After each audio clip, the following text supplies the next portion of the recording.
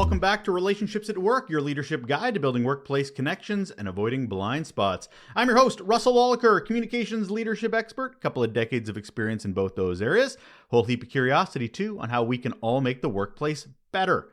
If you're a leader trying to understand and improve your impact on work culture and the employee experience, you're in the right place.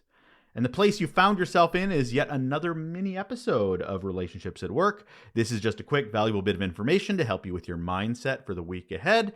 They might be reminders, they might be new pieces of information, either or. Valuable is the key word. And let's get into it, shall we? For this week, we're focusing on the problem of caring too much. Caring deeply about what you do and why you do it is so important for us as leaders. It's the fuel that gets us up in the morning. It's the reason we connect and engage with our teams. It's why we're so passionate about the work and responsibilities set before us. I feel like I'm talking like William Shatner, but I really want to focus on the passion and the importance of care. Having that deep sense of caring comes with a lot of positives. It can build stronger and deeper, more trusting relationships. It can boost our empathy and understanding because we're able to better relate to other people. It can increase our commitment and loyalty, especially when our leaders or coworkers return that kind of care, that connection. It inspires others to emulate that mindset. We're talking modeling here, which creates a ripple effect across the entire culture. And it can improve our reputation with that care, as we're seen as an organizational example of what a healthy employee experience could look like. I've seen it. I've felt it, especially with teams I've led and spoken to. When leaders care with intention, trust with their team skyrockets. People lean in more, and suddenly you're not just managing work, you're cultivating a culture. But caring a lot can also be really, really hard, especially when it feels like we care too much. I've seen and felt that too. Caring can be one of the most painful traits we bring into the workplace. When we care so much, it can genuinely hurt to witness or experience things like poor decisions, neglect of what we feel is important, and others being mistreated, undervalued, or outright ignored. And sometimes the hardest part isn't the situation even itself. It's the feeling like we're the only ones who care at all. That lonely tension of being emotionally invested in a place that seems emotionally absent. Why don't they care more? Why do they seem okay with this? Why are they so dismissive? I'm sure you may have asked yourself these questions. Because caring too much can impact us personally. It can lead to things like compassion fatigue, where we shoulder the emotional weight of others while wondering why they don't seem to carry their own weight. It can make it tough to set boundaries too, because you want to help, you want to be available, but soon you're always available and drained. It can create perceptions of bias, especially when we get emotionally tied to particular people, projects, or programs. So how do we walk the line? That line of feeling like we care too much.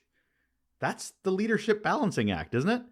It's important to care. It's what drives trust and engagement. I'll never say don't care. Never ever will. Will I ever? Nope. I might say care less. I might say that, but I'll never ever tell you not to care. That's what makes us great leaders. But it's also important to protect our mental health and lead sustainably. So here are a few ideas to consider if you find yourself in this kind of situation. Number one, we're going to have to set some boundaries. We have to define what's appropriate for our role and where our lines are, and then make sure those lines are visible, not just in our head, but for everybody else. If we're constantly staying late, always jumping in to fix other people's problems, or never saying no, people will assume that's our default. But leadership isn't about being endlessly available. It's about being strategically available. We can also practice active listening without over-involvement. Yes, listen, absolutely. Yes, empathize, totally. But don't feel like every concern needs to land squarely on our shoulders. Ask open-ended questions. Empower others to find those solutions. Instead of let me fix this for you, try, what do you think our options are? Or how can I support without taking this on for you? It builds confidence and trust without draining our tank. We can also keep the bigger picture in mind. When we're passionate, every small thing feels like a crisis. I've been there. Damn, have I been there. But leadership requires us to zoom out. What's urgent versus what's important? What's a priority right now, but what can wait? I like to think of it like this. Leaders are pilots, not passengers. We need to keep checking the instruments, not just reacting to turbulence. How'd I do with the metaphor there? Next, we need to care for ourselves. We know this. And I'm going to say it again, self-care isn't selfish, it's survival. That means practicing mindfulness, reaching out to peer mentors, unplugging regularly, even just stepping away for a walk. That one I love doing. Just walk around the block when you're in it and you just need to detach. What are your recharge rituals? What helps you reset? If you don't know, it might be time to, find out. Burnout doesn't always show up as exhaustion. It can also show up as indifference. And when leaders stop caring altogether, that ripple effect, brutal. And last, this is such an important one, reflect and adjust. Check in with yourself. Weekly, if not daily. Asking questions like, am I helping or hurting by getting involved here? Am I carrying this because it matters or because no one else will? What would it look like to care, but with limits? What does that look like? Like I said, I'll never tell you not to care. Nope. Because great leaders, they do care. That's what makes them great. But great leaders also have an incredible sense of self-awareness. You've heard that word on the show quite a few times.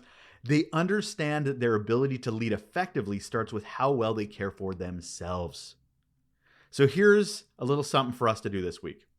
What's something or someone you've been carrying too heavily?